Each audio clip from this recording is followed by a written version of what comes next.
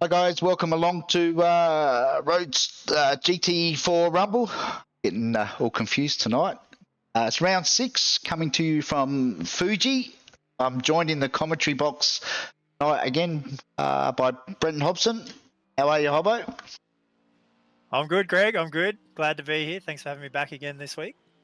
It's always good to have you in the comms box. I think the boys are just finishing off on their qualifying before their 40-lap race. So I think they've got a 10-minute warm-up now.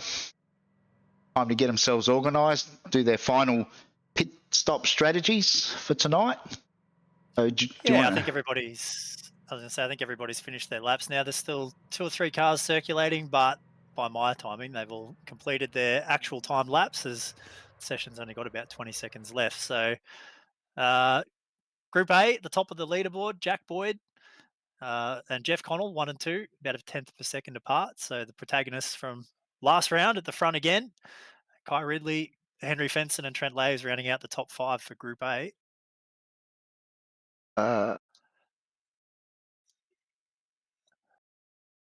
Yep. Group B, it looks like Dean Logsdale. Now what have we done? Oh, we're off to a cracking start tonight. We've just lost everything. Oh dear. I think hang on a minute while we the boys are starting their warm-up. Yeah, no, you're right. We've got a 10-minute warm-up session, but while that's happening, I'll just quickly go through Class B. Looks like Logsdale, Logan, Polly, Jesse White-Carrick, and Bartouche might have been the top 5 there in qualifying for Group B. And Group C, McNaughton went P1 there with Tesserero in P2. Scroll through the list here. Maguire, P3 by the look of it. Roberts and Alice is your top 5 there in qualifying. So I don't have the full list in front of me at the moment, but that looks like the top 5 from each of the classes at the moment. But we'll get the full rundown once we grid up and can work through the grid there. In the meantime, I've just flicked you another link. Probably you might want to see if this one will work now that we've got everything back up and firing. It might actually work this time. Apologies to everybody out there. We're sort of experimenting with quite a few different things tonight, so bear with us. Once the racing gets underway, we'll concentrate on that. But in the meantime, we're just trying a couple of little things to see if we can get the actual overlay across the Hobbo. It's called trial by fire. Live broadcasting, there's nothing like it. Yeah, no, that doesn't work, but that's okay. I'll keep one eye on things, and I'm sure we'll figure it out as we go. No big deal. So, yeah, 10 minutes of warm-up already, nearly 2 minutes in. Amazing already. Quickly flying by, but what do we think of this week, Greg? A few changes with some of the rules for the pit stops. It should make things interesting. Yeah, I was a little bit... I was watching the Bathurst 12-hour yesterday, and sort of prompted me that the GT class usually have timed pit stops as opposed to quickest in, quickest out. So I sort of thought, well, let's wonder how that would work on iRacing. So tonight we're giving it a try. The boys got to do 2 pit stops. Obviously, 1 pit stop they have to take tyres, so that will take quite a bit of time. But the second stop they do, they can't go under 55 seconds. So a lot of boys have spent the last hour of practice fine-tuning their pit stops.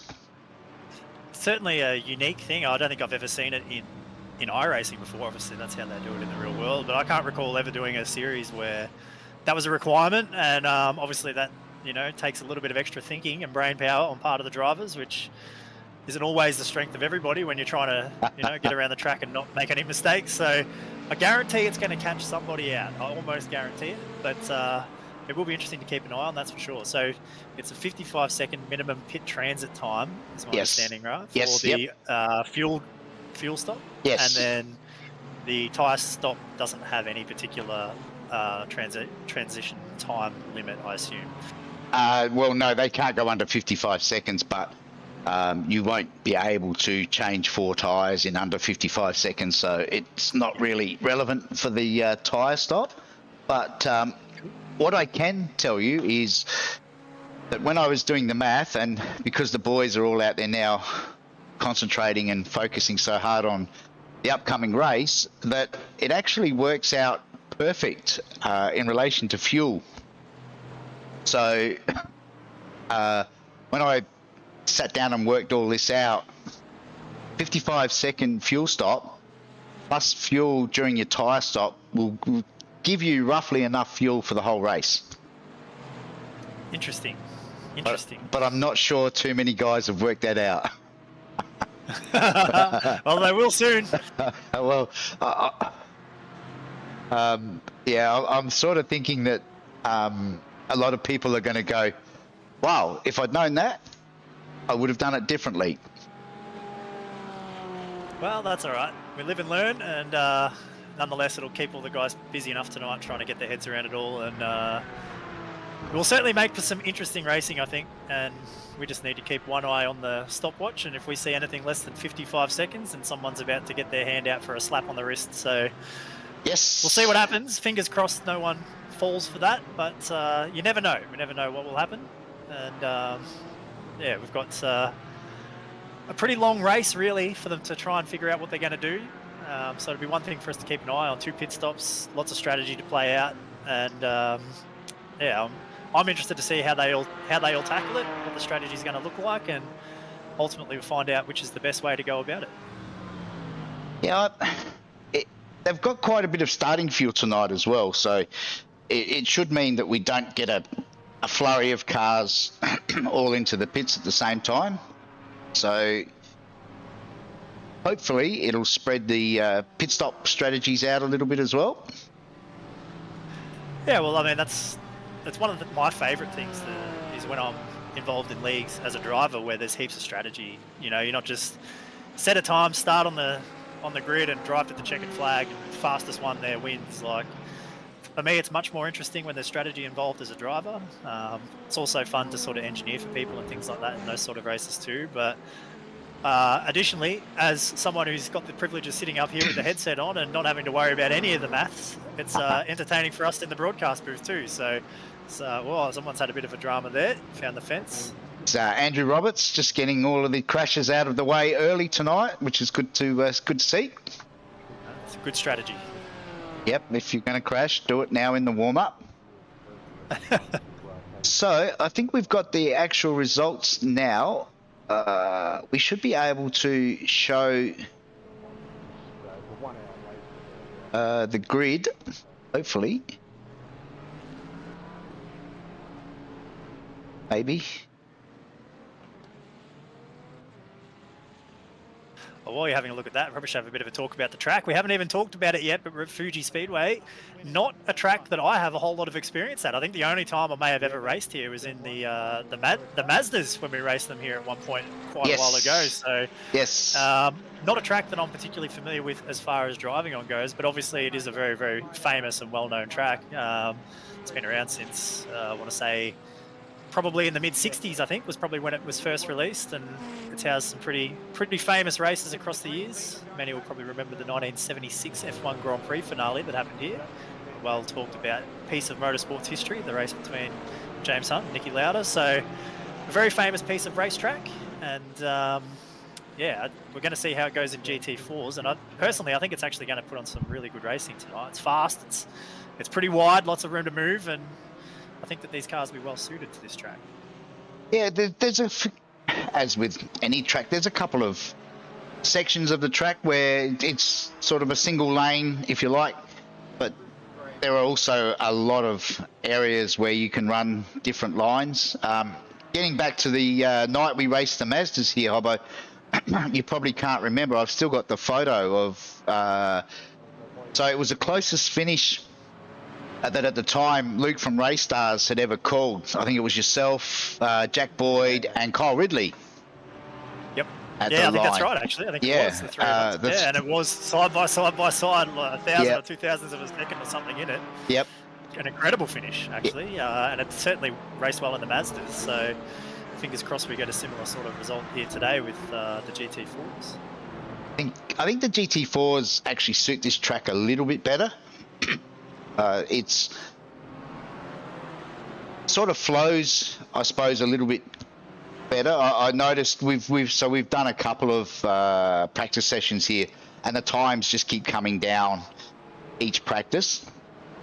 So I mean, the boys last night, towards the end of our official practice session last night, were getting down into the 42s, and when our first practice, you know, sort of a 44 flat or a high 43 was considered pretty quick. So yeah, it all depends on strategy tonight, whether the boys go flat out. I think a few of them will definitely go flat out, and then there'll be the guys that'll look to fuel save a little bit as well.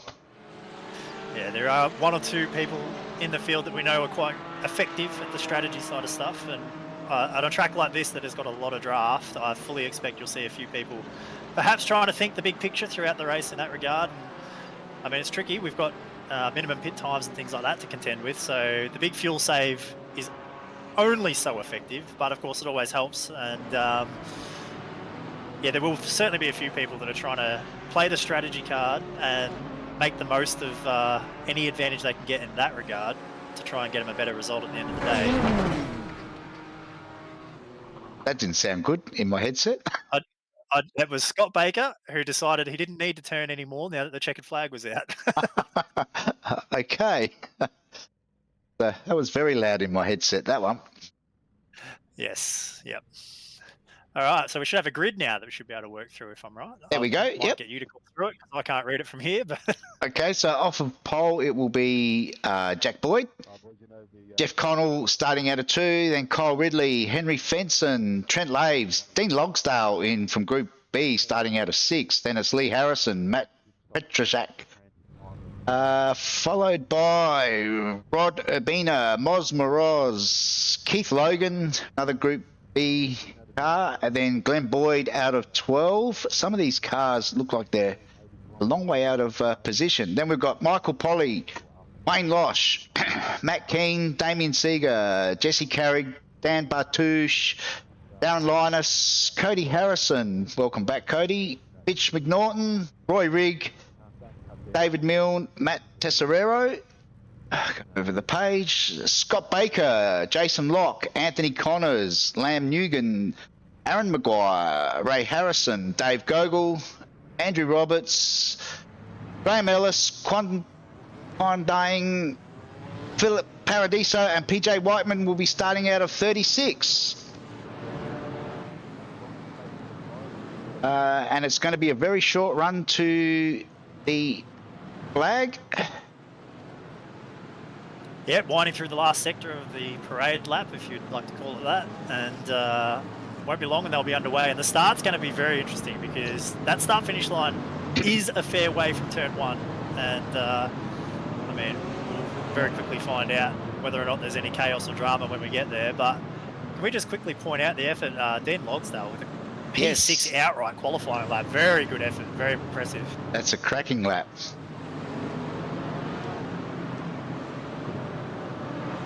Hopefully we'll hold our breath as they head down the main straight to turn number 1, and hopefully everybody comes out the other side all in one piece. It is a tight right-hand corner at the end of the straight, so all the worst possible combinations for everybody to contend with as they head down there, but we will see what happens. It's a long way before they even get to the start-finish line as well, so a few itchy feet probably in the middle of the pack. Hopefully no one decides they want to jump too early, so they wait patiently for the green lights to come out. Yes. Making their way past the pit lane at the moment. So this is one of those tracks with a different start line to finish line, so the boys will be keen to get away, and there it is.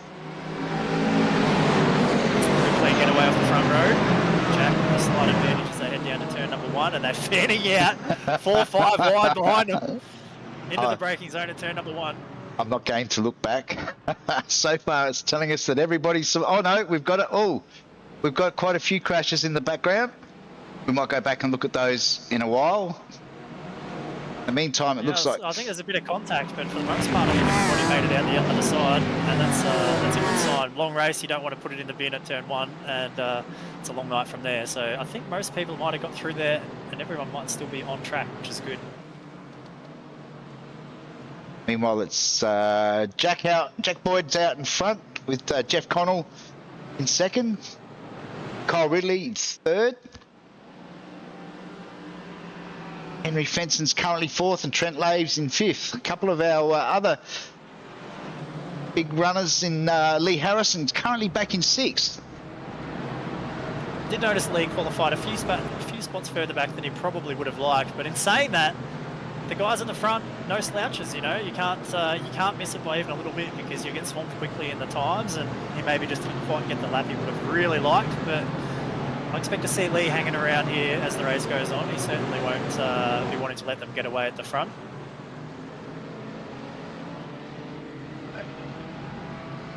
So we've got one around, that's Quan Dang by the look of it. Yep. Back at the pack, just a little bit of spin, and I think he's gotten away and going again without too many problems, but perhaps getting caught out by the cold tyres there through the windy section at the back end of the lap. Yeah. Someone has decided, we've got a couple of cars deciding to take it to the pit lane on lap number 1. Yes, watch that with interest. That's not surprising. So we It's might. Loshy. Yes, the we call him the Professor of Pit Stops, Professor Pit Stop. He'd have this well and truly. Meanwhile, up the front, it looks like Jeff's pretty keen to get in front. Nose there, didn't he? Must have got a good run out of the first corner, and we saw it last week. He was not interested in sticking around. He was keen to get to the front and try and pull the gap as quickly as possible. He's looking pretty aggressive again already. Jack so far is up to the task, but he certainly is looking very, very menacing at the front. Not going for the fuel save strategy, apparently. We're on board with Jeff at the moment. This is one of our new innovations this week. We have a in-car camera set, so we'll get some different angles of Jeff as nice he look at the dash there of the Mercedes. Of the Mercedes, yeah. Such a tricky track. You can see like so many different options with racing lines. These long radius corners and double apex corners, and you've got to be so patient with how you set the car and choose your lines. Are you going to focus on a decent entry, or are you going to focus on a better exit speed? And see there, even Jeff running a little bit wider on the entry to straighten up his exit and try and get a run down the main straight up behind Jack. He'll have the advantage of the tow, obviously. We're about to see what Mercedes is capable of in the tow of another Mercedes. Another thing to talk about as the night goes on, trying to identify which cars are the strongest at certain points of the track. Obviously, your biggest passing opportunity here is turn 1 at the end of a very long main straight. Again, he sort of shows the nose, but I don't think Jack's interested in giving up the position just yet.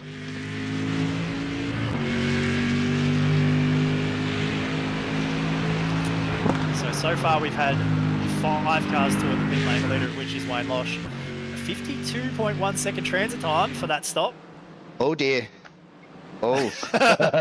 We'll see how that plays out. So we did say at the top of the show, anything under 55 seconds might get looked at very carefully. So we'll see what the story is there. I'm not sure if you could pit this early in the race to take your fuel. It's showing a 21-second pit stop. 21-second pit stop, 52-second lane transit for me. Hang on, pit lane time. Here we go. 56, according to the official timer. So there we go. Official timing is all good. He's done it. That's interesting. Not sure why mine's done that, but I've also actually got Anthony Connors has been down through the lane as well, and it's telling me that his is a 53-second transit line too. So potentially my timing system is using a different entry or exit point for the pit lane, and sort of screwing up my times a little bit. So let's just pay attention to what yours are saying, because that's the one that counts. So, but nonetheless, a few people electing for that early pit stop. It's an interesting idea. I think you can get away with it at that first stop because you're going to get lots of clean air. You can see those guys are well spread out around the track that have made their stops already. And if you take your tyres on the first lap, you don't have to worry about a cold tyre anyway throughout the race. But being as long as the race is, you might be better to take your tyres halfway through and look after your tyre wear a little bit. So Yeah. Not sure what these guys are all doing. Not sure how they're playing out the strategy, but the early pit stops obviously been considered, and a few of them have felt like that's going to be their best way. A couple potentially mandatory stops due to damage or things like that too. So we'll see how it plays out here for everybody else. But so far, a handful down the lane, and we've got a couple more in again this time by.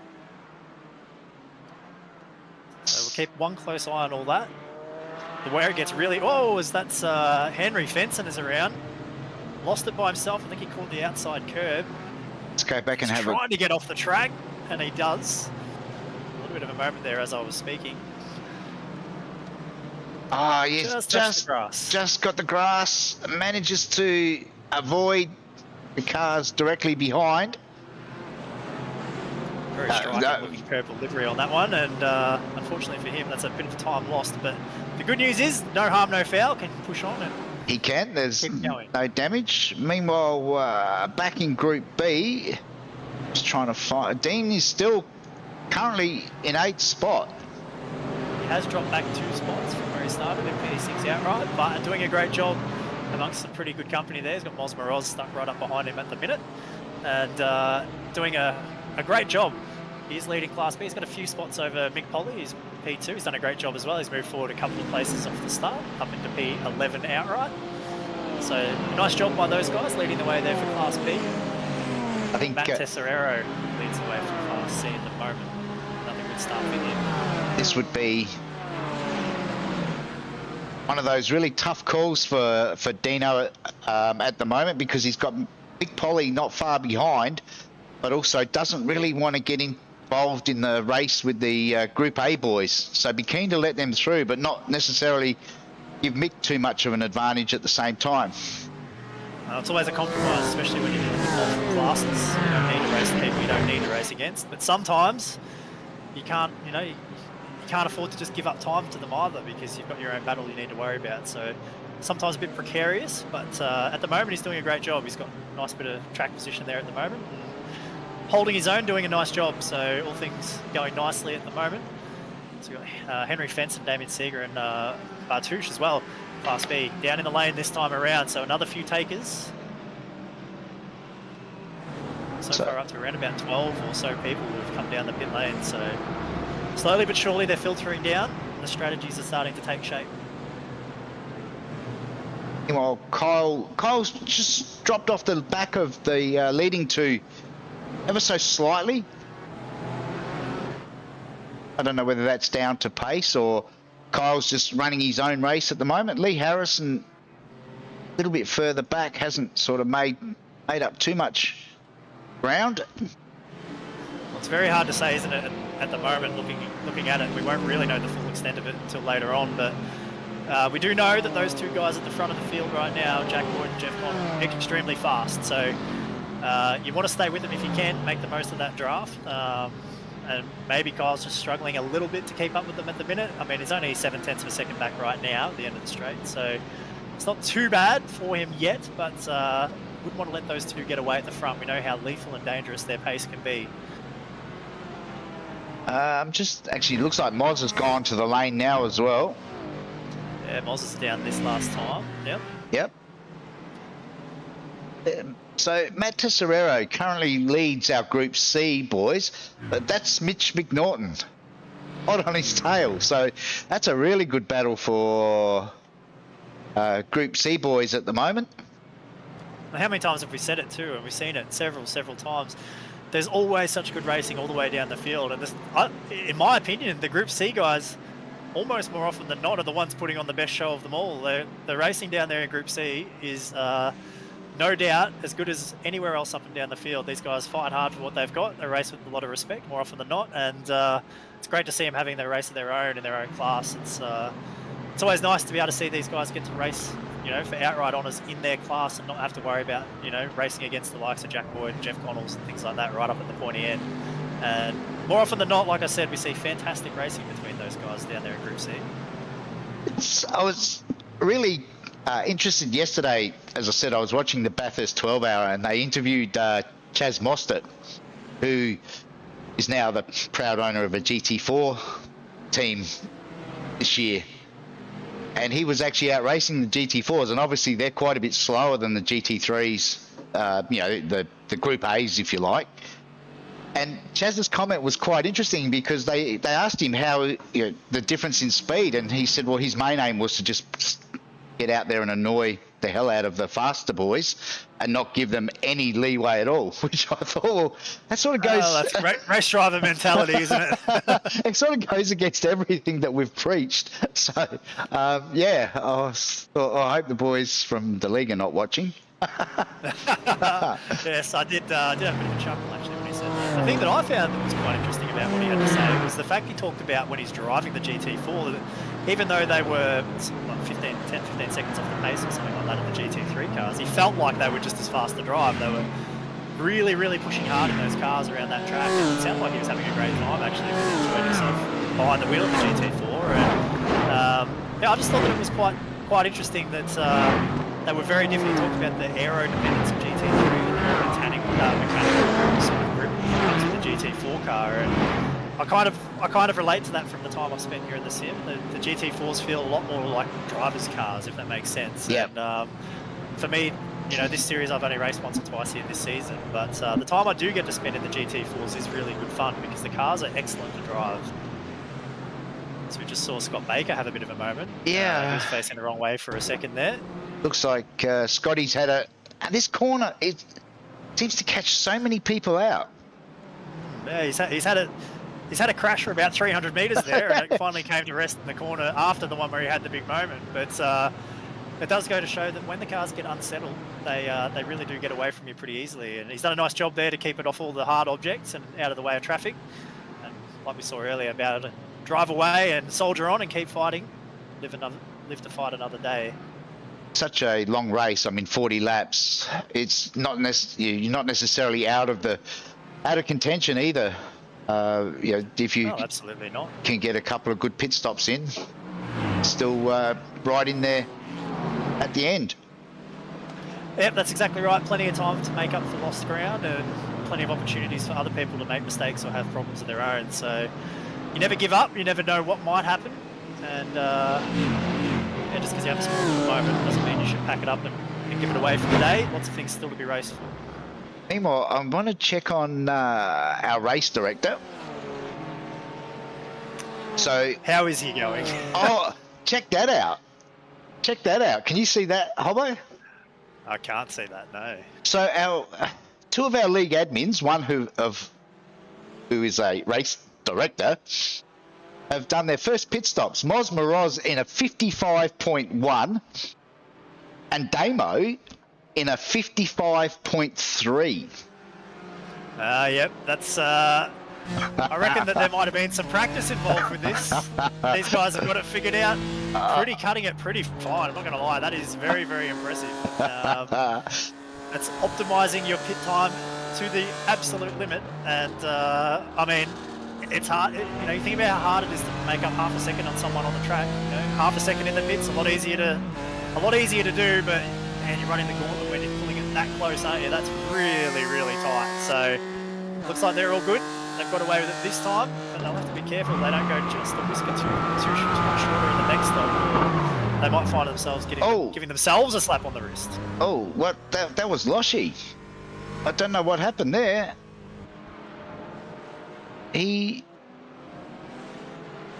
But that was weird. We were on board with Loshy and he all of a sudden pulled over. May have been clearing a slowdown, perhaps. I couldn't see any other car. I mean, Damo was directly behind him, but I didn't see any contact. And nothing's come up in relation to any sort of contact. What a strange... Oh, no, there was a bit of problem. There was a car in front of him that had a moment, and he ran straight into the back of it. Oh, so he's now doing his second stop because he's got damage. He has picked up damage on the nose there. It was Mr. Hill, I'm afraid. Oh, had a big moment right in front of him on the fast right-hand sweeper there with the big curb hit on the inside. Got it all crossed up, and unfortunately Loshy just had nowhere to go. He ran straight into the back of him, and yeah, he sustained a bit of damage on the front end of the car. So strategy out the window Yep. And he's got a bit of work to do here. It's still Kyle Ridley. 1/4 mark of the race. Kyle Ridley's now jumped into the pits. But this may actually, again, this type of strategy may not actually cost Loshi that much. It was so close to the pit entry with the contact. He's lost a bit of time. He didn't lose a whole lot of time on the track itself. Yeah. This means that he's got his pit stops out of the way very early. So yeah, we'll see what happens as the race unfolds. But you're right, it may not actually be that bad for him. Might not suffer too much from that. So the race is on at the front. It is. These two guys are having a ding-dong battle, and as you pointed out, Ridley to the lane, that's freed up a little bit of a gap for these guys. 2.5 seconds back to Trent Lavers, who's got a bit of work to do to bridge the gap here to these guys. They're starting to sneak away, and it'll be interesting to see whether or not Kai will have the pace in clean air. Hopefully he's got clean air. We should probably check that out too. But he hopefully has the pace to keep the gap, so when the pit cycles through, he's still in touch at the front. So Kyle's now just left pit lane. 56.7 was his lap time there, so he's well within the 55 seconds.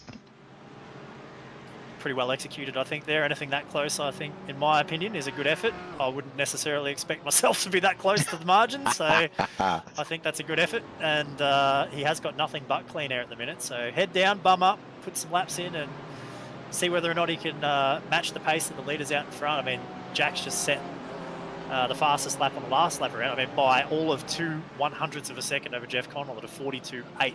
It's only, a couple of tenths away from. So across the line again now, 42.7 this time around. Yeah. Only a tenth away from Jack's best lap of the race. And look at Trent's time.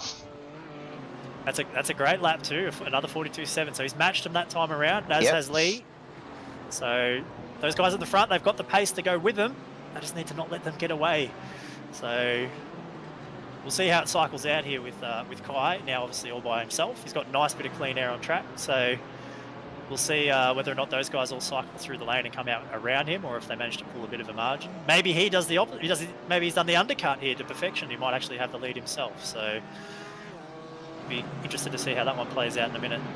So it looks like everybody down to our top 8 runners in Group A still haven't pitted. There's a bit of a mixed bag. So Henry Fenson looks like he may have done tyres. Cody Harrison looks like he's done tyres, and Loshi now has definitely done tyres and should be fueled to the end. Although it's showing us that Loshi is now a lap down, so... Yeah, well, that would be expected. I think we're looking at 1 minute 42 second laps, and if you've got to serve 2 stops, one at 55 seconds plus, and the other one in excess of a minute, you're going to find yourself a lap down to people that haven't made any pit stops at all. It's not a big deal for him at the moment, as long as he doesn't get stuck around traffic with too many blue flags or anything like that. Because as the other guys start to make their pit stops, he'll find his way back onto the lead lap. So he doesn't need to be too worried about that yet. But we're watching here is down the main straight. Jack with the lead. We're going to go 3 wide into turn 1 with the lap car. Oh, this is Ray. Ray Harrison. Yeah, he's Ray's. Yes, Ray, do the right thing, Ray. Come on, Ray. Good boy. Very smartly pulled in behind there and let those guys go at it. Jeff very wide and sideways over the exit curve out of turn 1. Fully committed there down at turn number 1. And now it will be time to see what the pace is like in that Jeff Connell car number 4. He was very, very fast last week. He's been very, very fast when we've seen him throughout the season. And now he has the track position. Pressure will be on Jack now to make sure he doesn't let him get away.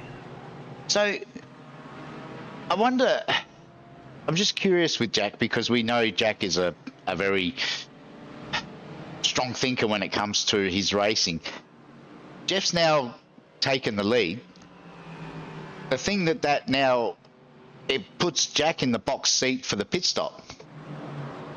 Well, I think you'll see either one or two things happen. You'll see Jack just mirror him and save the fuel that he can and help himself in strategy land in that regard. Or now that Jeff has got the track position, you'll see Jack just disappear into the lane and try and separate himself and pull some fast laps and try and beat him in pace, because it's very hard to do anything with another driver if you're fairly evenly matched for speed and there's a big draft dependency like there is at this track. It's very, very hard to pull a gap and get away. The only way to really do it is to separate yourselves on the circuit and try and beat them on lap pace. So we'll have to pay attention here and see, is Jack going to sit behind or go to the lane? Go to the lane. Yep, I sort of figured that there may have been a little bit of strategy in what Jack was thinking then. So this will be interesting now. That leaves... What it really does now is it puts an absolute emphasis on pure pace. So it does. Now it'll come down to which one of these two is faster. There's no shadowing each other and strategy saving fuel and that sort of thing. It's going to come down to who can put the gap on the other guy with raw pace. So look out. We're about to see the timesheets light up. And all the while, I will just point out, Trent Lavis is still right there.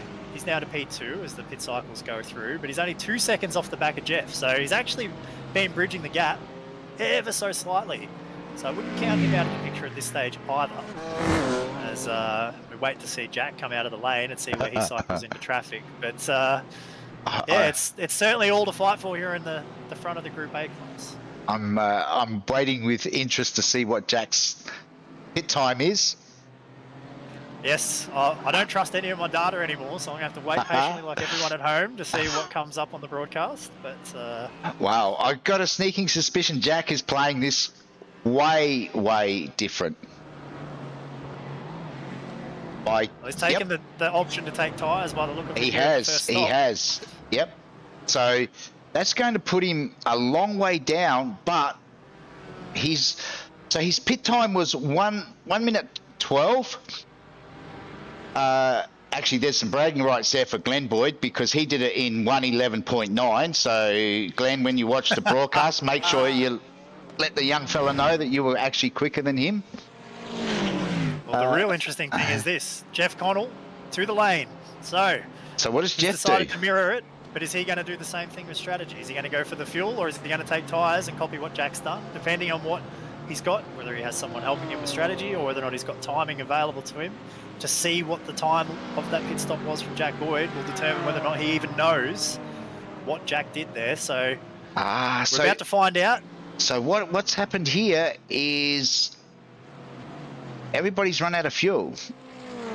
The starting fuel has now been used. So everybody has been forced. Is a popular place. Yes. Now this causes all sorts of dramas for those guys that are potentially going to get caught up in traffic. So has Jeff Connell left it 1 lap too late? Well, he came in with clear air, and depending what he does here in his stop, which is moving out of the box right now. Yep, he's just leaving now. And I'm suspecting, looking at where Jack Boyd is on track, that they have not taken the same strategy option. No. Jeff has gone with fuel. Yep. Jack went with tyres. Oh, but hang on. Jeff's hit time 1:01.6. That's in no man's land. Yeah, it's halfway between, isn't it? Yes, that's halfway between. That's not quick enough for tyres. So that's 11 seconds quicker than a tyre stop. Although, having said that, Michael Polly's just done a 1:00. I think some of these boys are maybe not doing a full tyre stop, which is interesting.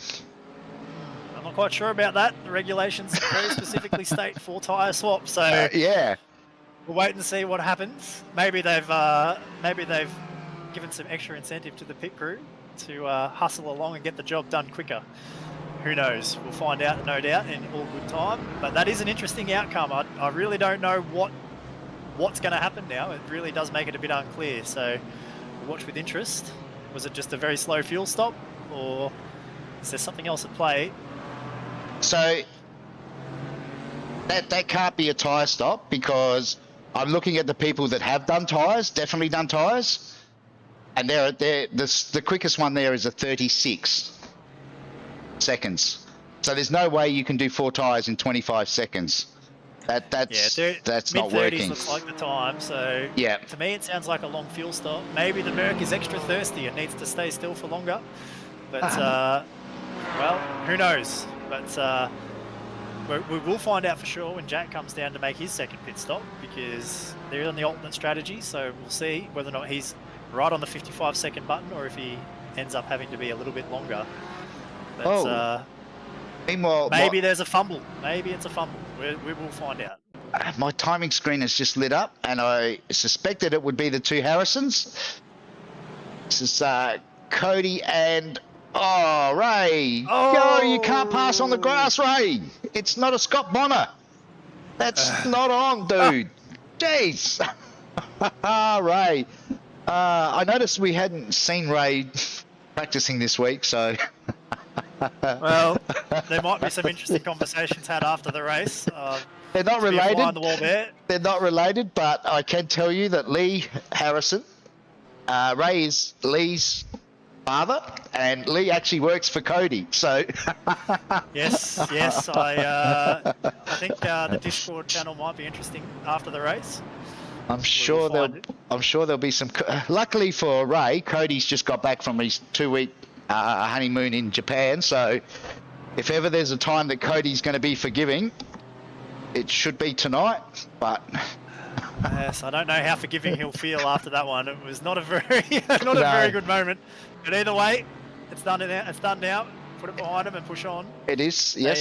They look like they both got away without too much damage at least. That's certainly a bit of time lost there with that little escapade. But nonetheless, they live to fight another day and they'll push on. Meanwhile, where is... So this is Matt King. He's currently up in 5th in Group A, which is a really good... Matt had a shocking round last week. He sent me a few messages. He wasn't a happy camper, with some justification, I might add. We got involved in a start line fracas, if you can remember, in race 1, and I went back and actually checked the starting speeds of the cars, which is supposed to be 80 k's an hour. And we found one culprit that was actually doing 120. So it's not just outside the range, is it? It's quite a bit outside. So yes, that's not ideal, and I'm sure that race control would have had plenty to say about that. Race control being you in this case. Well, the interesting thing was that record was actually broken in race 2, where a particular driver decided 160 was probably closer to the mark. It's quite a way away, isn't it, when you're doubling the speed limit? The speed, yeah. I'm not sure that you really have a whole lot of excuses that you can use. We have got eyes on Matt Keane there at the moment, but what I should point out, just behind him, Trent Lavers currently leads Jack Boyd. Both of them look like they're on the same strategy, and it looks to me like Trent may have just found himself with, whether it was traffic or a little bit better pace or what, but he's found himself in front of Jack.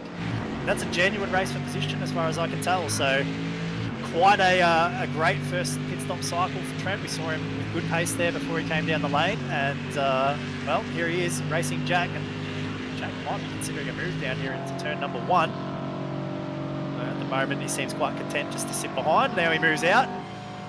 Is it going to be a pass? Or is it just a bit of a feint? No, just a feint move. Just a feint, yep.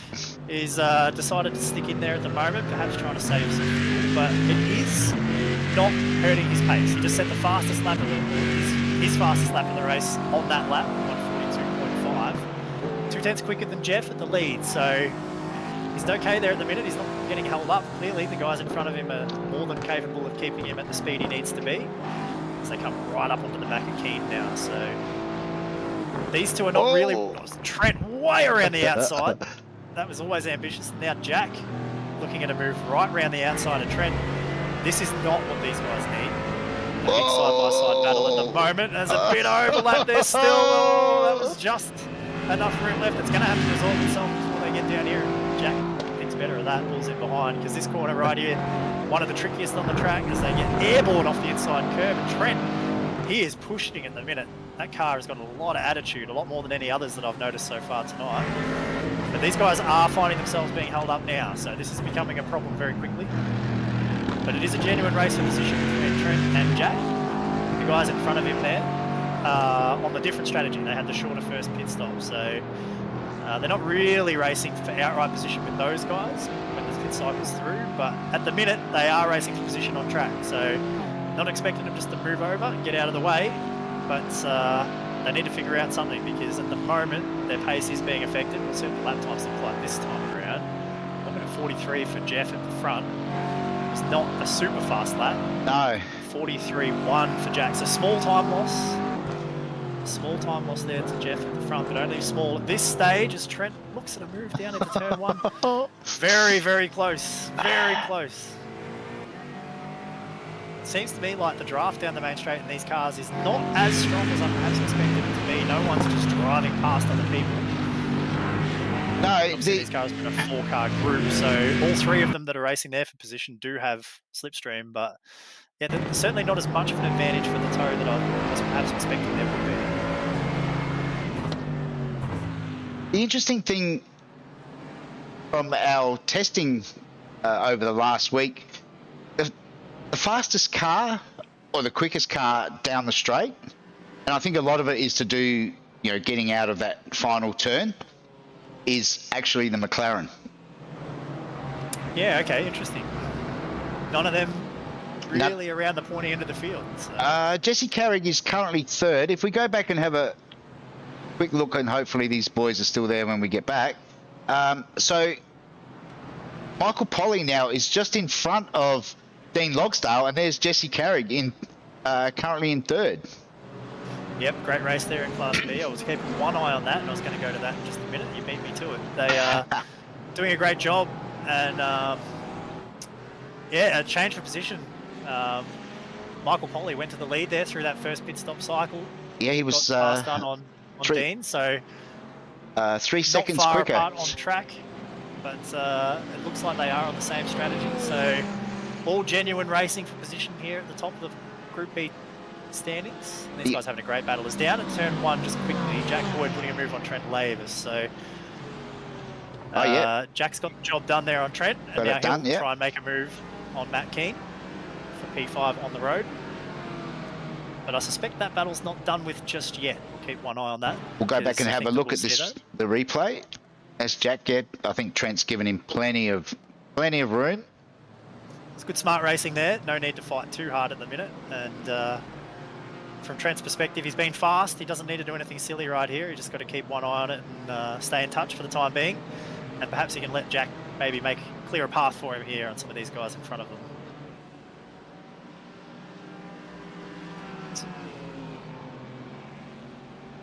So meanwhile, Jeff Connell was still leading with a huge question mark over that pit stop.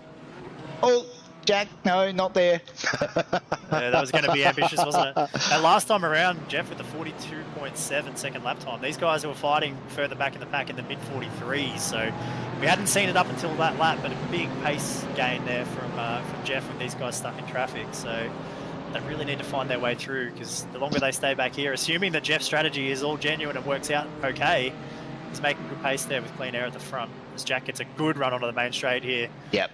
On Matt Keane, and should get the job done down into turn 1, although Matt in front of them, sticking on the left-hand side of the road, not giving Jack any help at all with the draft, as behind that we saw Trent Lavers dive into the lane, looking to make his second pit stop.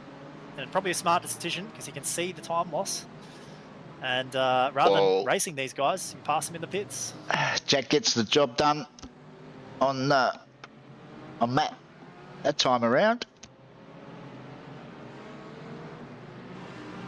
We'll just sort of take a quick look back. Mitch McNaught doing a great job in Class C at the moment. Well and truly out in the lead. So just having a look back at their pit stops, and it looks to me like maybe he did the tyre stop already. Yep. So he's in a really good position at the moment with only the shortest stop to come. Obviously, challenge for all these guys to get that second stop, the timing of it right as far as their transit time is concerned. But either way, he's got a pretty decent gap at the moment over Matt in P2.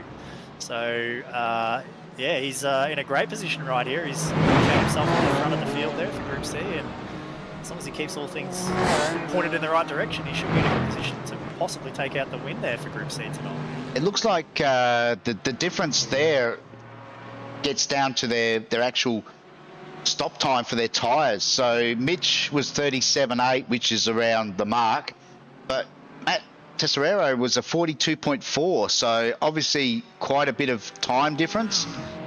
It's interesting how it's played out that way. I mean, it's hard to explain that sort of a difference in the stop time. Maybe you missed the box, had to back it up, something like that. It's hard to say, but it's unusual. Meanwhile, just at the front of the field, Jack Boyd puts the move on down the main straight, looking for clean air. Gets the job done. Moves up to what is now P4 on the track. Down into turn 1. So now that leaves Matt, the two Matts, to battle it out. Matt Petrusek back into P5 with Matt Keane right on his tail, and they can go back to their battle as it was. Jack will be looking to make hay while the sun shines now. He's got some clean air. Meanwhile, this is Moz, who still has to do a tyre stop. Same with Damo. Rod Urbina, who is a couple of spots back on the track, has actually done the opposite. So he's done tyres now.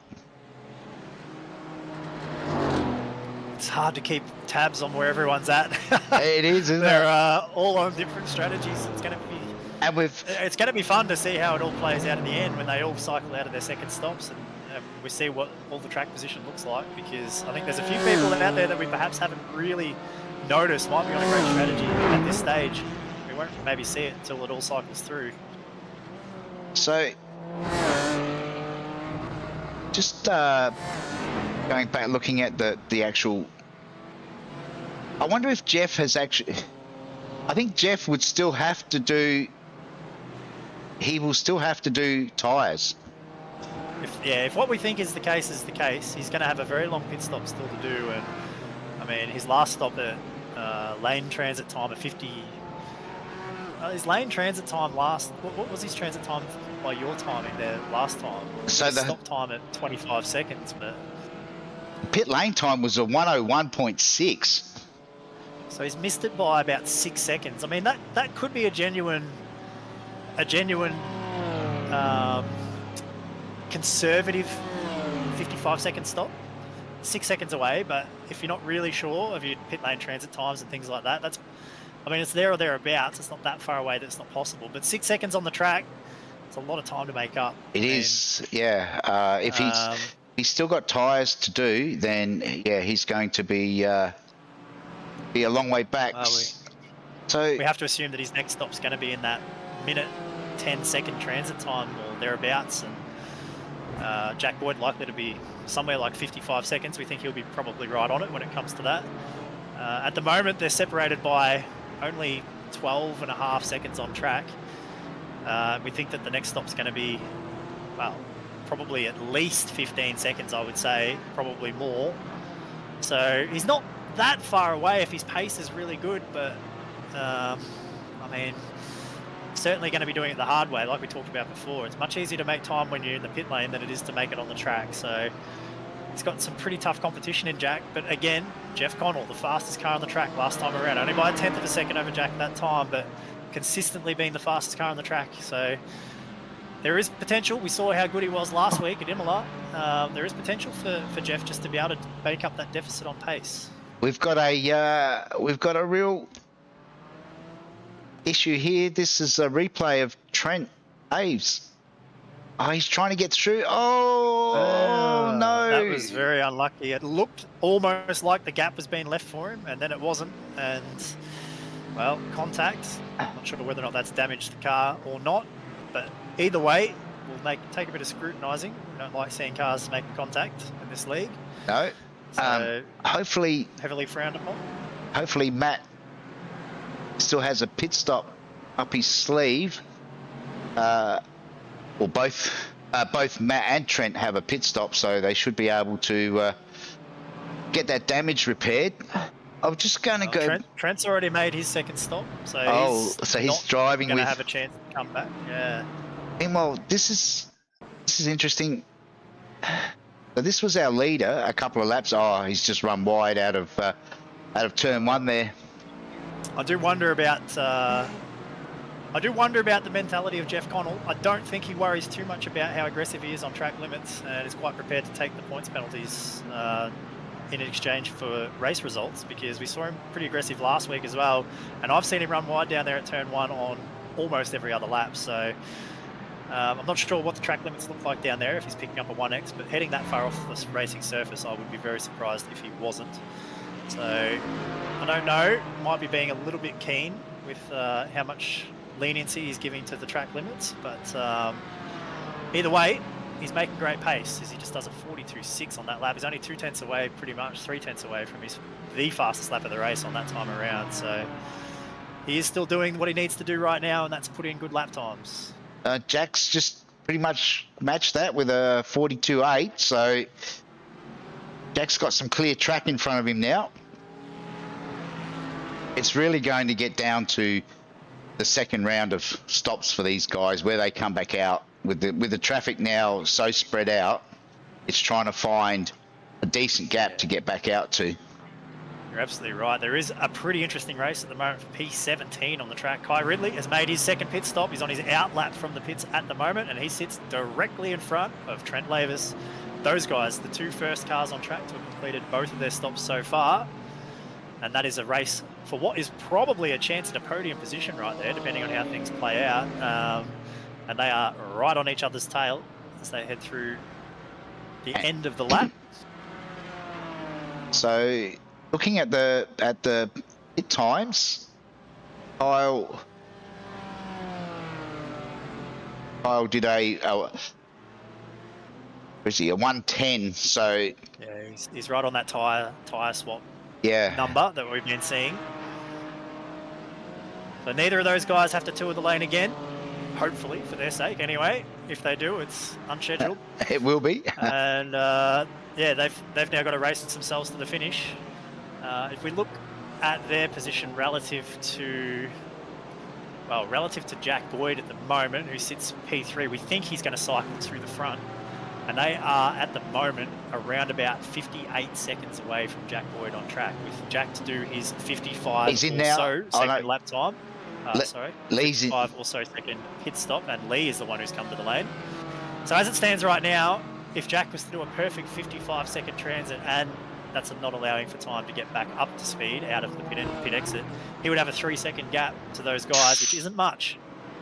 Oh, Kyle got very ugly there. And the car didn't look very settled at all, and Trent is all over it as he munches the big sausage curves off the exit of the corner. They're in such an awkward spot, those curves, and they unsettle the cars so much. We've already seen more than one person spin down there in that corner because of those curves. Managed to save it and catch it all up, but he's under huge pressure at the moment from Trent. And of course, Kai, we think, on green tyres right now that are still coming up to temperature, and Trent got the eyes on here, looking like he wants to get the job done. So, just looking at Group B, it's completely turned. I mean, obviously, some of the boys have done their second stop. I know Michael Polly, I saw him going into the lane. Jesse Carried. Well, he cycled his way to the pointy end, sitting P6 on the road outright right now. Only 12 seconds back from Jack Boyd, 24 seconds from the lead. But he's well clear, isn't he, in Class B at the moment? He's still got tyres to do, which will bring him back a little bit, but... Well, looking at Dean Bartush's last pit stop, I would say that he still has tyres yet to do as well. Yeah, so that's going... And Keith Logan, I'm not really sure with Keithy. I'm looking at that thinking that's probably a tyre stop. So yeah, that's a tyre stop. He might have a shorter stop to come this time around, which would be something like 15 seconds shorter. Yeah.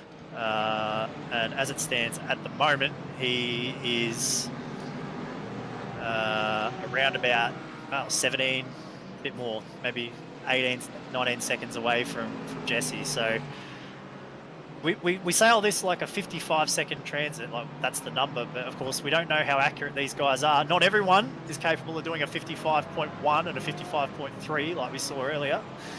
So, you know, a couple of seconds would be easy to lose in that pit stop.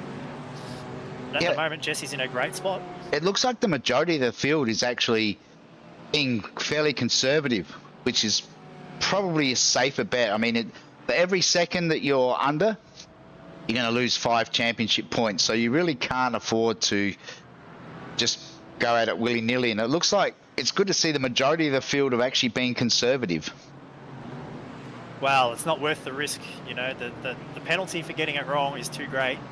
You're better off maybe just taking an extra couple of seconds hit to make sure you get it right, as opposed to cutting it too fine and then having to deal with the penalty. Because, I mean, even at this point of the race, the cars are not that far spread apart. You know, I'm not sure what the penalty is, what it is for getting that pit stop wrong, but either way, it's likely to cost you a fair bit on the track. So, just looking at the... Oh, Jack's into the pits now, and it looks like Moz. I was just about to comment that Moz had made his way right back up through the field, so they're both going to do their second stop now. Meanwhile, Jeff Connell stays out. It looks to me like Moz is probably going to have to do a longer stop here. He's got the long stop still to go, so expect him to lose a little bit of time relative to Jack. But you're right, he's recovered well. He's worked his way up through the field, and he's still on for a pretty decent result where he stands at the moment. It's going to be interesting to keep an eye out here and see where Jack comes out in relation to Lee Harrison, who's snuck down the lane. He currently leads the way for those who've done 2 stops. So he's jumped Kai Ridley and Trent Lavis.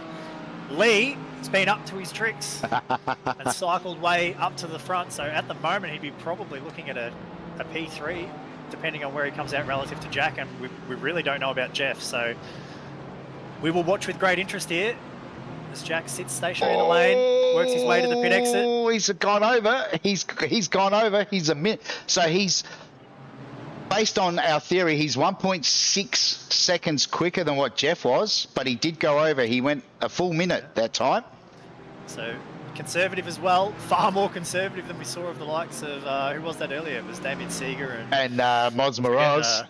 That's right, Moz. Yeah, those guys were right on the button. Yeah. Jack just taking it easy, making sure he doesn't overstep the limit. And it does put this, in my opinion, this puts this down to a very interesting race. At the moment, Jeff Connell's lead over Jack Boyd, 1 minute and 7 seconds. Oh, and based on what we know, Jeff still has to do tyres. That's right. We've been looking at around about a 1 minute and 10 second stop or Yes. thereabouts for tyres so far. So we have seen as quick as 1 minute and 8 or 1 minute maybe or thereabouts. I think 1 minute 10 might be as quick as we've seen. So at the moment, advantage Jack Boyd. At the moment, Lee Harrison sits 5 seconds behind Jack, so we expect Jeff to probably come out between those two. But Lee does not have things all his own way right at the minute. Kai Ridley is right behind him. So, I'm not sure about Rod Urbina. He snuck up on me here. I don't know how many pit stops Rod has actually done. He has only made one stop so far. Okay. It was the longest stop. Yep. So he's still got a 55-second transit to come. Yep. And for me, it looks like Matt Keane and Jeff Connell both still need to take their long stop for tyres at the front. So that's what's left to cycle through there. Henry as well, sitting in P4 right now. He's got a short stop to come. And then that's all of those at the very front that are yet to make their second stop. So the Class A battle is starting to look like it's taking shape. There's still plenty of stuff to figure out here throughout the other classes. Yeah, so... Aaron Maguire currently leads the way. Leads, yeah. He's only made the one stop, as far as I can tell, so he's got another one to come. McNaughton has made 2 stops, so the gap between those at the minute is only around about 20 seconds. So therefore, McNaughton's still in the box to go back to the pointy end in Group C. But McNaughton, with having made his 2 stops, he sits a long way up the road, 20 odd seconds. Actually, I would say more than that. Let's say closer to 35 seconds ahead of Matt Tesserero, who's also made his second stop. So he has got an enormous lead in Class C right now. So meanwhile, Matt Keane has now jumped into the pits. We're looking at Lam Nugent, who has made his way to the front. So Jesse's obviously done his second stop now, the tyre stop. Yeah, there's not many cars left that have still got to come down the lane a second time. Obviously, Jeff Connell at the front. Rod Urbina, he's still got to come down for his second stop. Henry Fenson's still got to come for his second stop. And then a bit further back in the field, like you said, Lam Nugent, he's still got to come down yet as well in Class B. As does Ray Harrison. and we've also got Scott Baker. Those guys also need to make another stop. And Aaron Maguire, we've already talked about for Group C, has to come down again yet. But that's pretty much it. Not many cars left, only a handful still to make their second stop. So we're starting to see it take shape. What you see on track is close to what it looks on corrected order. But the real question mark for us still sits around the race lead. Jeff Connell, at the moment, 1 minute and 8 seconds clear of Jack Boyd. So Jack just set the fastest lap that time around with a 42.9 compared to Jeff's 43.1. So 0.2 of a second gain there for Jack. Slowly but surely making that gap a little bit smaller as Jeff hits the lane. And Trent Laves at the same time. Trent Laves has gone around. Oh, he has too? Let's go back and have a quick look and see what... It's gone all completely wrong as he's fully out. The wrong one? Let's have a look at this one. That was the earlier one. We've already seen that one once. Yep. Trent probably doesn't need to see that one again. Oh, here we go. With Kyle. Down the inside. And touched. It's around. And he is all the way back to the pits. I wonder a little bit about maybe incident limits and that too. Another contact and spin for Trent. Possibly. But he is all the way back in the pits and he's done. So it was a really good effort, a great race. He was certainly fast tonight, but hasn't all played out as he would like. He finds himself out of the race, which is a real shame. So one of the contenders gone. This is Jack Boyd. We watch with interest as Jack heads down to turn number 1. Where is Jeff Connell? Still in the lane. Still, he's at the exit now. So that's definitely got to be close. Got Jeff Connell in front by 2.5 seconds.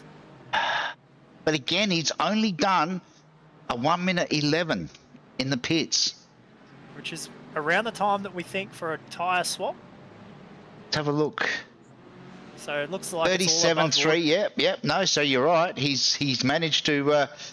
We thought the first stop was way longer than it needed to be, but it wasn't that far different to Jack. And ultimately, we've seen Jeff with great pace again, and here he is to the lead. So Jeff Connell in the box seat right now. We've only got 10.5 laps left to go, and he has a 2.5 second advantage over Jack Boyd, who's got some work to do if he's going to bridge that gap. Lee Harrison currently in P3, 5 seconds back from Jack Boyd. So that looks like your podium at the moment. We've still got 2 cars at the front of the field yet to pit. Rod Albina is one of them. And Henry Fenson, the other Class A drivers at the front of the field yet to stop. So once they come down, Jeff Connell will resume the outright lead on the track. And at the moment, the gap is shrinking a little bit on this lap. Don't forget, Jeff Connell, fresh tyres right now. Green tyres, going to have to work his way up to speed. Jack is making gains big time right at the second. He is. And he will need to do that. He needs to get close enough to be in the draft, which is probably somewhere around the 1 to 1.5 second range, something like that. At the moment, he's bridged that gap down to just over 2 seconds. So he's taken over half a second out so far since they came out of the lane. But with every corner that goes by, Jeff's tyres will be feeling better. Just looking down the list too, we can see that Dean Logsdale is the first to do 2 stops in Group B, so he should get back to the front. He's only just in front of... Yeah, the race is on for Group B. Mick Polly in P2 outright, right on his tail. So that's going to be worth watching, because we've also got Jesse White-Carrick right there as well. And these guys are a move happening right now. Harrison into the lane. So that's why my timing lit up for a second there. Harrison into the lane, so that's now corrected. Yep, so here's the 3 boys now currently on track. That's how close it is for Group B. Great race in Group B at the moment. We've got one shaping up in Group A at the front. Another one for all 3 podium positions here in Group B. Definitely not decided. We've still got now just under 10 laps to go.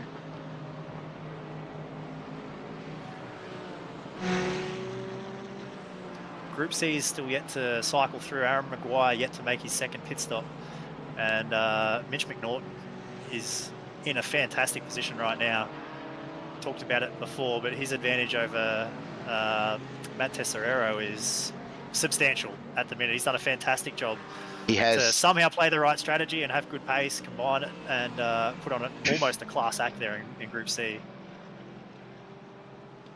Shouldn't put the mockers on him. He's got 10 laps still to do, the best part of. Wow. But at the moment, he's got a 40-second gap over Tesserero, so... Check out the lap times for the Group B boys.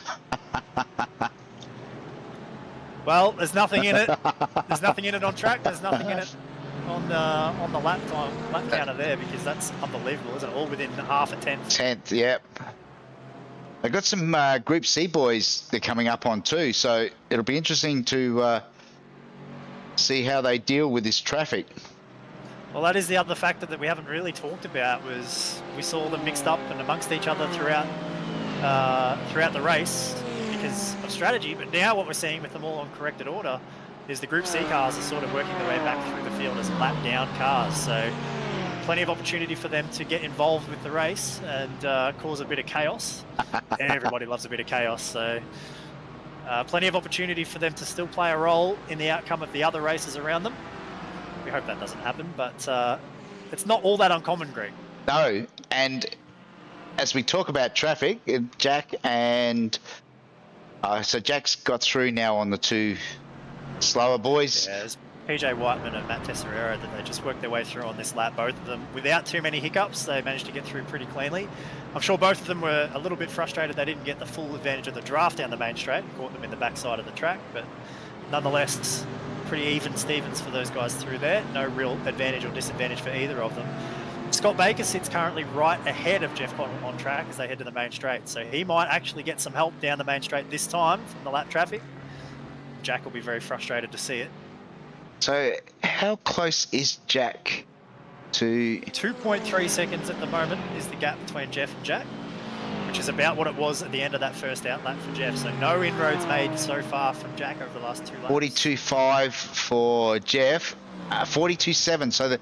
So they're trading times, but not... Yeah, correct. At the minute, it looks like Jeff might just have the advantage, and as his tyres come in, he probably will have a better car towards the end of the race. So we'll keep an eye on it, but at the minute, 2.5 seconds looks like an eternity for Jack Boyd. Oh, and it looks like we've got our first pit lane penalty for tonight. Looks like someone may have just been a little bit keen. So Rod Urbina has just done a 51-1. Just a bit ambitious there. I did notice he came into the lane, and I was about to call that he was in the lane as these guys went past, as Jeff Connell's heart on the headlight flash as he approaches lap traffic. That doesn't sound like Jeff. Yes. But yeah, I was about to point out that Rod was down the lane, and then before I could say anything, he wasn't down the lane anymore. So it was a quick transit, a little too quick perhaps. So unfortunate there. And what's really unfortunate for him is he's got a 10-second gap over the next car. So he actually could have taken the longest stop and wouldn't have had any penalty for that on track. But unfortunately, he was a bit too ambitious, and he'll probably pay the price for that. So I'm not sure who that is in front of. Scott Baker's still in front of Jeff. He's been in front of him for the whole lap. Yeah, Jeff, you're probably wasting your time flashing headlights at Scotty. Yeah, it's one of those things. I mean, the headlights are there, they can be flashed, and some people observe that, but then there are other people who just completely disregard it. So I try and be one of those people that a lot of the time I don't actually even notice when people flash the headlights at me. So no, it doesn't do much to me, but there are people that gets them out of the way. At the moment, though, I don't think that Jeff had any favours there. He did have a draft down the main straight, but Jack was considerably quicker on that lap, 4/10 faster. So I think that one played out in Jack's advantage. So there's only 6.5 laps left to go. The gap at the moment sits under 2 seconds. So Jack's coming. He is. But is he coming quick enough? Oh dear, and I'm looking ahead, and if there was anybody else on track that you don't necessarily want to come up upon when you're leading a race, it's the guy that loves to race. Well, here he is. We've seen him with an ambitious move already once tonight. Maybe we'll see another one on the leader of the race outright. Let's hope that doesn't happen for everyone's sake. Yes, that would. Hopefully, Ray sees him coming and doesn't make his life too difficult. Although from our perspective, at 1.8 seconds, the advantage now to Jeff, it wouldn't necessarily be a bad thing for us up here in the booth if Jeff was a little bit waylaid on his way through here, because Jack is absolutely flying at the minute. A 42.6 that time around was less than a tenth of a second away from his best lap of the race. So he might be on much older tyres than Jeff Connell, but someone forgot to tell Jack that actually makes your car slower, because he is on a tear right now. So the gap is at 1.7 seconds now as they enter the main straight. And with a full draft for both of them, it shouldn't change much as they head down to turn number 1. I don't think Jeff is going to... No, Jeff's not going to get... He's not going to get through on Ray. Like I said before, the draft is not making the sort of effect I thought it would on the straights. The BMW pretty stout in a straight line, and he didn't make any ground at all there with the toe. And likewise behind Jack, you know, not making any real much advantage either on the back of Scott Baker either. So 42.4 is not great. Wow, that's a fast lap, and that one is only half a tenth away from the quickest of the race, but he's definitely Jack's fastest so far of the race. So he's turned up the wick at the right end of the race, even though sometimes you can't see him because he's blinking, as Jack tends to do occasionally. Yep. Gets the move done there on Scotty Baker though, without being held up at all. So he'll be pleased about that. Next car on track for him is the race leader. It's Jeff hard on the flashes again, trying to let these guys know that he's coming. This is going to get really... They seem oblivious. This is really toasty because you've got Ray Harrison now with that's Matt Acarius in front, and Jeff's going to try the... Oh, no, that's not going to work. He's frightened him off the track, and they get away with it. 2 cars in one move. Excellent pass for Jeff Connell. Very ambitious, but it works right in front of them. We've got a car around. That's Glen Hill facing the wrong way on the exit of the corner. That's not what you want to see as you come out of a blind corner exit. Car facing in the wrong direction. He stays out of the way though, does a nice job. And Jack Boyd making some gains as well. He's still got Ray Harrison to contend with, but he has cleared Scott Baker. So Jack Boyd at the moment, the gap back out to 1.8 seconds, pretty even across that lap. So we've got 5 to go. 5 to go, yep. We should probably take a moment also to go back and keep an eye on Class B. That battle for the race lead in Class B is still going. Dean Logsdale, Michael Polly and Jesse White-Carrig all neck and neck as they head down. Whereabouts today on the track? Trying to pick up where they are. This is the main straight. Down the main straight, at the end of the main straight. Yep. So they've just crossed the line now. And who is it they've got in front of them? That's looks like might be Moz. Yeah, it is. Yeah, Moz Moroz is in front of them, just in front of them too at that. And he's in P9 right at the minute, and struggled a little bit perhaps tonight, but all the same, top 10 finish is always good. He's got a bit of a gap to make up if he wants to get any further up the road there, so he's probably stuck at the moment as we see Maguire come down out of the lead from Class C to serve his second pit stop, and almost immediately see Mitch McNaughton go through and reclaim the lead for Class C. We're still waiting on Henry Fenson at the front of the field. He's getting some laps in the lead at the minute. He's still got to come down and serve his second stop, and he's the last car to do so. Yeah, that should be in the lead on the track. That'll drop him down by the time he does his... Wood super sideways through the middle sections of the lap, trying to get through traffic. He's lost some time this time around. Jeff Connell coming to the start-finish line with a 2.2 second lead. So he's pulled a gap out a little bit on that lap as Jack had to work his way through the last of that traffic in Ray Harrison. So Jack Boyd, it's all clear air for these guys for the time being. Meanwhile, Rod Urbina sets 42.9 that lap, so... Good lap, very fast lap time. As quick as the two, or as quick as Jeff Connell out, and Jack quicker than Jack Boyd actually on that last lap, so good lap time. He's got good pace. It's a shame about that last pit stop, but he was the fastest car on the track that time around, so certainly good speed in the 5.69. And the quiet achiever for me so far tonight, Lee Harrison, sitting P3 corrected and all by himself. Lovely lonely race for Lee, which sometimes is nice. Yep. Without any of the chaos. Got about a 3.5 second lead over Kyle Ridley. Unfortunately, him over 6 seconds away from Jack Boyd. Not likely to be a contender for the outright honours tonight, but he'll be happy nonetheless with the top 3 finish. Oh, what's happened here? Oh, I saw another car going slowly. It must have been one of Michael Polly's teammates. A minor heart attack moment there. Oh, you're not wrong. So these guys are all still A-okay and Wow. just locked in an absolute battle for the top 3 spots in the class. It's a fantastic race to watch, actually. They're all shadowing each other at the minute. There'll be 3 laps to go as they cross the line this time, so they don't have much time left to sort themselves out. I wonder if anyone's just waiting patiently to make their move, or if it's going to end as it stands right now. But they are all over each other. Like, it is a great race. Lots of different lines and people working on optimal exit speeds. This is a great drive down here onto the main straight. It's on.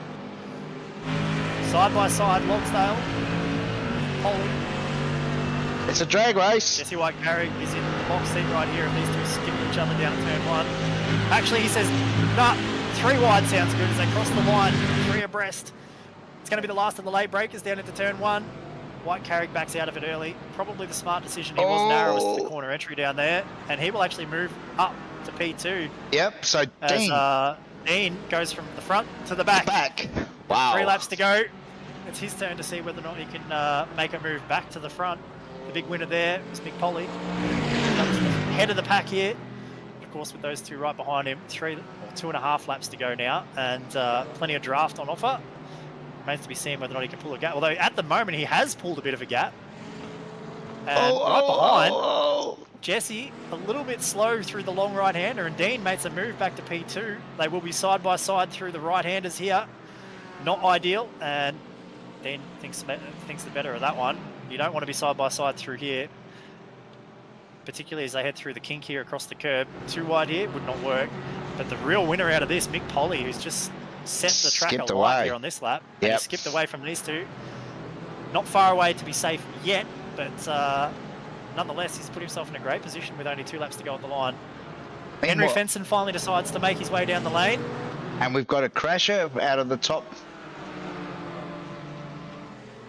It looks like this is Rod. Oh no, that's Glenn Hill. Oh, Glenn. No. Oh wow, that's not very good. Tried to take the justice of race control for that shorter pit stop into his own hands right there, and drilled right into the back. That's one way of doing it.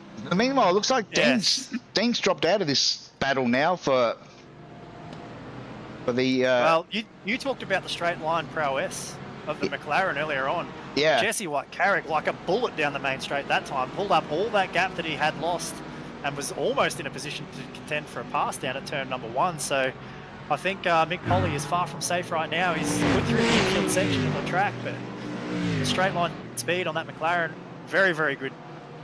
Straight line handling is well and truly sorted on that car. So Jesse White-Carrick's got a chance here. He will have to make the move on this next time by as they'll take the white flag and then hold on to that spot all the way through to the end of the lap. But if he can be anywhere near close enough, as they've got all kinds of traffic to deal with at the minute, if he can be anywhere near close enough, he will be a threat. It's Jack Boyd, 1.6 seconds away from the lead. Yep, with 1 lap to go. There's nothing in it. It's a white flag. White flag is out as they cross the line. Jeff Connell so far is doing enough. It's got a little bit of traffic up ahead. I don't know whether or not they're going to catch him. They've been behind that car for a few laps now, so I think they'll be safe. Just have to be mistake-free. Get through the end of this lap. Jack is not close enough at the minute to be a real threat. We know that Jeff, without a doubt, has got the pace. Both doing 1:42.4s on that lap, right on the money. Jack with his fastest lap of his race, and Jeff within 1/10 of a second of his fastest lap. Oh, meanwhile, down it comes Jesse. So Jesse's gone wide. Mick's taken the inside line. Defensive line, but it doesn't matter much when you're so quick down the straight. You can drive right around the outside under brakes. Very committed. He's wide though. He's wide, and they've got apex. Oh, they've got side by side. Mick's got the job done. Back up to the lead of Group B, and this is the last lap. Jesse will not have the advantage of the main straight all the way to the turn 1 on the next time around, but that start-finish line is a long way down the straight, so he needs to be right underneath him as they come off the final corner to be a chance. And look who's back, Dean Logsdale, and actually Jesse very narrow there through the long sweeping right-hander. Puts himself in a bit of an awkward spot. These guys racing so hard for this podium. Just trying to keep an eye on where Jeff is on track. He's got some slower cars. He does, and he won't be happy about it, but he is on the main straight. He's all but safe here as the lead at the moment. 1.5. 1.5 seconds, and he comes to the line, takes the checkered flag. Jeff Connell gets the job done to win it outright in Class A. Jack Boyd home for P2. Jump straight back. Lee Harrison. Oh, is going to take the podium spot. There's smoke ahead. It is on. Oh, no. So that's Rod Urbina. Yeah, he's got a motor blown. And that's Glenn Hill. Oh, no. Oh, it's the last thing you need. Awkward. They come onto the straight. Jesse's right there. Oh, Glenn, get out of it. Time? Back out of it, Glenn. No. They're coming to the line. And it looks like Mick's going to get the job done. Mick Polly. He does. Will win. Oh. He will win. Jesse was coming. And he will end up in P2. P3 will go to Dean Logsdale. Great drive from those three for the podium places there. Excellent race in Group B. We also have to keep an eye on Class C. Need to see where Mitch McNaughton is. He's still got a ways to go yet before he finishes the lap. Looks like he's coming to the final corner at the minute. Yep, so he has dominated Class C tonight. He's unbelievably powerful finish. He's a minute and 15 seconds only away from the outright winner. Yeah, and on 40 minutes is a great drive. The only one on the same lap, so that's a great effort from Mitch. An unbelievable drive, and something like where are we now? Look at him now. He's like 50 seconds clear of Matt Tesserero in P2. That is a very, very, very, very good drive for outright honours in Class C tonight. Wow. That was one crazy finish to what's been a pretty good race all round. I'd agree. I think that the racing's been great. There's been plenty of interest with the strategy, keeping one eye on one person and another on someone else. You never know how it's going to play out. And in the end, the racing was fantastic. All the gaps apart from Class C, obviously we already talked about, but the gaps in the other classes were all pretty close in the end, considering they all went their separate ways and rejoined together again at the end. That Class B battle, that'll be one to remember. That was a fantastic finish there. We've got some results up for the different classes. So Jeff Connell, obviously the winner by 1.5 seconds over Jack Boyd. Lee Harrison, as you called, Hobbo, another great drive. Brings it home in third. Then you've got Kyle Ridley, Matt Keane. Good consistent effort from Matt. Both Matts, actually. Matt Petrusek gets it home in sixth, followed by Moz Moroz, Henry Fenson, Glenn Boyd, Rod Urbina after that chaotic last lap. Damien Seeger, Wayne Losh, Trent Laves, and Cody Harrison. Looks like both Trent and Cody might have given it away a little bit early. Group B, well, we saw the end result for Group B, but it is Michael Polly, 0.129 over Jesse Carrick, 0.6 back to Dean Logsdale in third. And it was Darren Linus, Keith Logan, Anthony Connors, Lam Mugan, all finished on the same lap as the Group A's. And then we had Dan Bartouche, Scott Baker, Ray Harrison, Daniel Gomes, Jason Locke, Dave Gogol, Roy Rigg, and David Milne. Looks like he dropped out at the beginning as well. And over in Group C, we've got Mitch McNaughton, as we said, that had a massive win. Group C tonight over Matt Tesserero, Aaron Maguire, Andrew Roberts. Good result for Andrew, home in fourth. Phil Paradiso, some good points there for Phil in fifth. Bondang, Matt Icarius, PJ Whiteman. That's a great result for PJ. Then Glenn Hill, and then we've obviously had a few boys that take the start. There we go. That's the results. It sounds like we've got some people popping in to say hi. I might. Can you see who they are, Hobbo, tonight? I can this week. I'm just so organised. I've got myself all here ready to go. So I've got everybody here, and I think we'll start with Dean from Group B. He's come in for a chat. Great race, Dean. It was extremely fun to watch. That battle to the end was one of the best we've seen for a long time here, and we seem to have great battles every week. So that's saying something. And it looked like it, with a few laps to go, you might have been going to get the job done, but ended up ultimately in P number 3. Talk to us a little bit about the end of that race. Yeah, I see him coming. I got, I don't know, I was catching in the A class, gradually catching him, but once I caught him, we was probably a 10th faster every lap, and as soon as I caught up to him, the others caught up to me. So it was, yeah, that's what cost me. But they made some good passes, and I exchanged a couple of passes there with Jesse, and yeah, it was nice and clean and fun. So it was good. Oh, it certainly was clean and fun, and it was clean, and it was very fun for us to watch and commentate on. It was a very, very exciting battle. Talk a little bit about the strategy tonight. How did you find the strategy with the split pit stops? Yeah, that's a tough one because, yeah, I'm only sort of 4 months in with iRacing and sim racing, so I'm struggling with the pits as it is. But I went with the safe option the first stop and did 42 litres of fuel, which I probably could have got away with maybe 40 or 39, and I lost about 5 seconds there, but then just took the tyres and a splash on the second stop. But certainly made it interesting. Oh, interesting indeed, and it was great to watch. Like I said, thanks for putting on a great show for us all up here in the booth. Yeah, thanks for having me. Anytime. Anyone that you wanted to say thanks to before we wrap it up? Yeah, I'd like to say obviously thanks to Greg and the boys for always putting on great events, and yourself in the booth as well, and all the guys on track. We're all having a lot of fun, and the guys in the Discord channel, Darren, Andrew and Dave, and Big G when he pops in. But yeah, no, it's all good fun. Really enjoying it. That was good. I don't know whether or not you can grab him for me, Greg, but Mick is waiting in the green room as well. We might get him in for a quick chat if we can. Yeah, to the Group B guys. With us Here now. he is.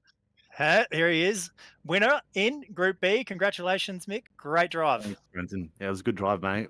Mast, Logsdale did well. I was trying to get him to make a mistake, mate, and he wasn't doing it.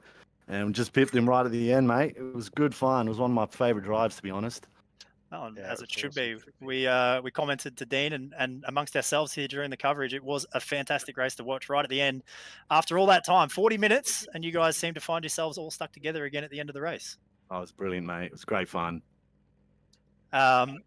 We asked Dean as well, but I'll ask you as well about the strategy. How did you find the split pit stop strategy tonight with tyres and fuel?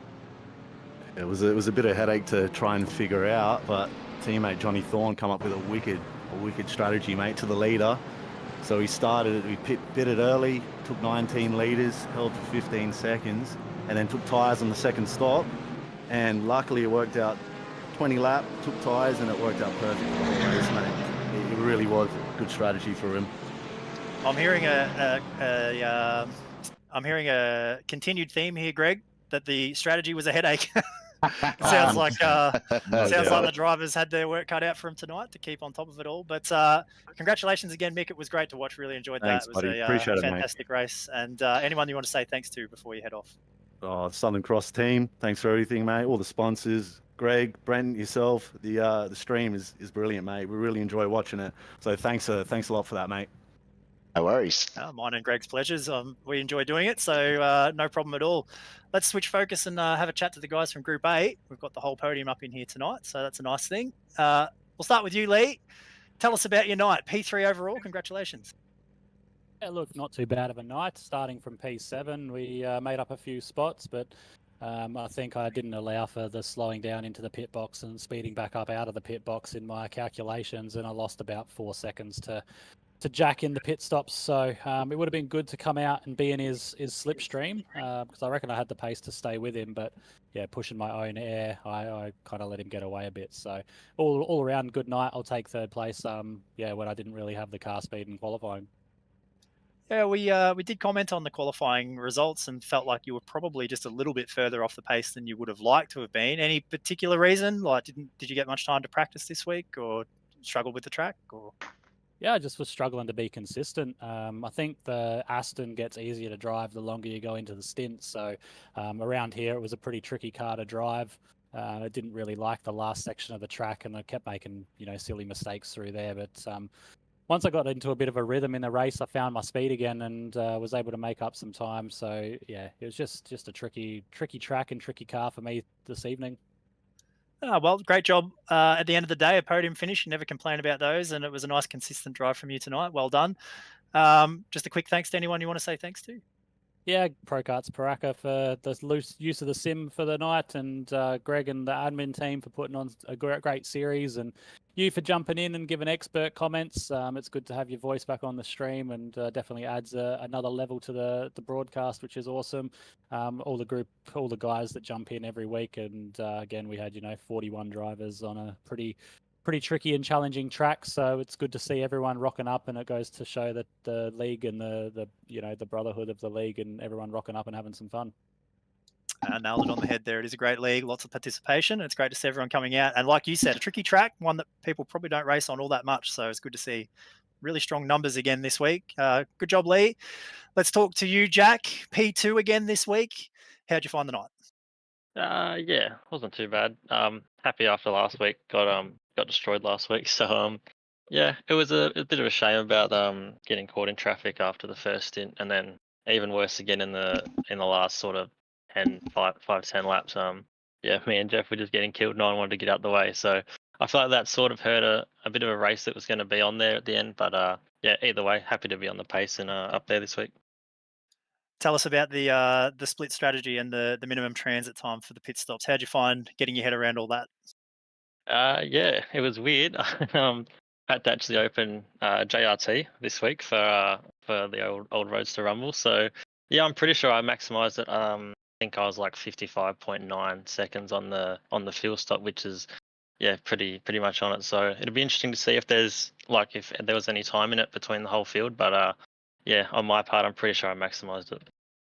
Yeah, well, we'll have to look back at the numbers. Greg and I had a bit differing results on our numbers. Mine match yours, but Greg's was a little bit different. So it'll be interesting to see how that looks throughout the whole field. But either way, a great job tonight. What do you got to do to get the job done next week to beat Jeff?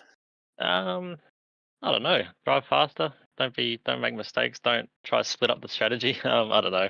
It's luck of the draw on these enduros sometimes with traffic and how it plays out. But yeah, either way, we were on the pace tonight. Can't really complain too much. So yeah, we'll go again next week.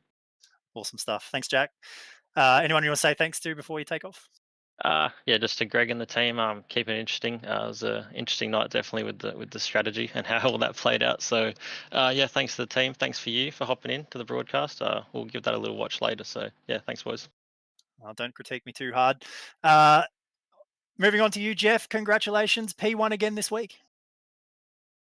Yeah, thanks. It was a fun night. So, a bit behind the 8 ball at the start. I wasn't going to race, been a bit unwell, and then just couldn't help myself. Got excited the Savo because it's been good fun. So jumped in at the last minute. And, yeah, just flicked the lap in quali and then just got dragged along by Jack. Like, thank God there was, 2/10 or so in the tow because he sort of towed me around those first few laps and, yeah, got the hang of it a bit more and, yeah, had an awesome race.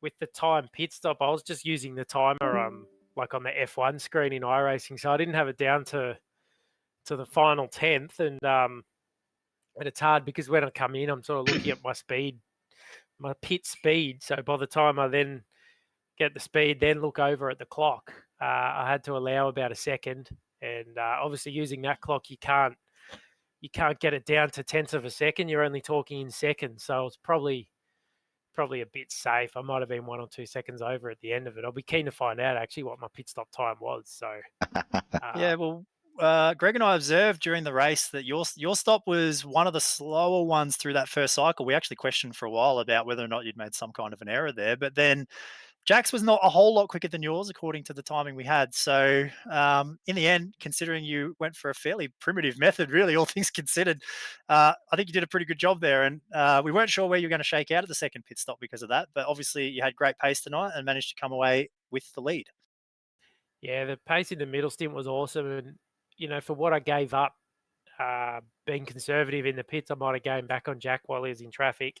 And then, yeah, the pace in that middle stint was awesome. Like, he was on new tyres in that stint, and there was a few laps I was a bit quicker, so that sort of won me the race. And then at the end, yeah, I was on newer tyres at the end, and he was actually a bit better, but just lucky I was able to just had to stay far enough ahead that he didn't get in the tow. If he sort of got within 8/10 or so and got in the tow, then it would have been on for sure, because he was a bit quicker right at the end. But yeah, lap cars were pretty hairy. Like, I had one guy in a McLaren block me, when he was getting blue flags. So other than that, there was a few that slowed me up, but that was more just them making little mistakes rather than actually trying to block me. So can't complain about most of it. Yeah, just that one guy blocked me a bit, but then Jack obviously had a bit of bad luck too, so it evened itself out by the sounds of it. We did watch it very closely as you were working your way through traffic at the end of the race there, wondering whether or not you'd get held up and the battle would come back together between you and Jack, but never quite eventuated. Congratulations again. You were very, very fast tonight, came away with the win, and making yourself a bit of a force to be reckoned with here.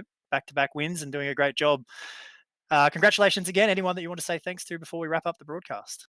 No sponsors or team or anything, but just thanks to you guys putting on a good show as always. Another 40 or 45 cars. So yeah, it's just pretty cool. Heaps of us can have fun, and yeah, thanks to you and Greg in the with the stream as well. So yeah, it's good. I think everyone's enjoying it and having heaps of fun. Well, as are we, Greg. It's been a great night again tonight. I think the race was good. The strategy stuff was very interesting, kept us on our toes all night. And all things considered, I think it was a win. I think tonight was a success, and I really enjoyed being up here to call it. Yeah, no, thanks again, Hobbo, for jumping in and giving me a hand. As far as the strategy goes, as I said, we try to get as close as we can to the real world. I know there's a lot of guys, it's just a sim race and we don't have the technology that they have. But the guy that actually won the car that won the 12-hour yesterday got a drive-through for being too quick in the pits. Actually did 2 drive-throughs in the end. So, yeah, all in all, I think looking across the field, most of the guys did a fantastic job.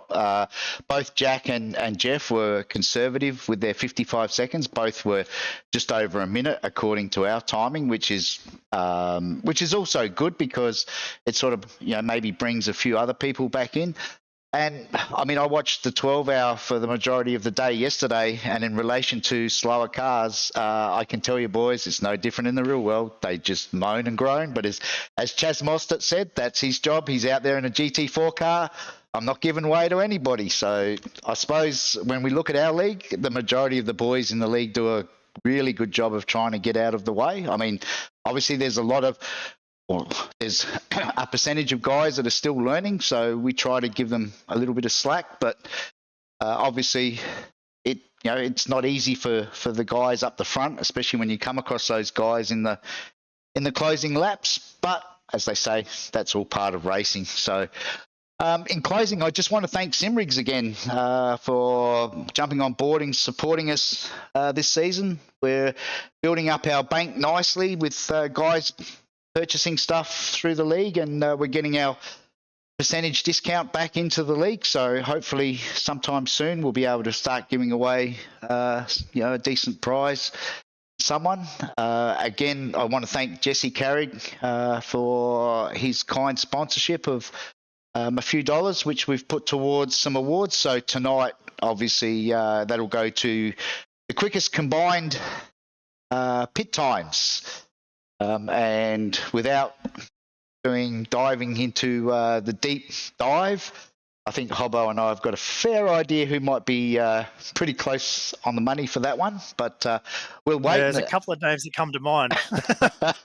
We might wait and announce that in a day or two. But no, all in all, look, I think this season's been fantastic. We've got good grids. We've got some fantastic guys up the front, battling every week. Group B, as we saw tonight, is another class that is really turning it on. And even the Group C boys. I mean, Mitch was back tonight, so obviously, the track driver combination clicked, and Mitch had a good win in Group C. But all that does is just helps tighten up the points. So, look, all in all, I think this season is turning out to be a winner, and I can't wait for next 2 weeks when we rock up at Bathurst. We'll see how that plays out. But yeah, in closing, just want to thank Hobbo again for joining us.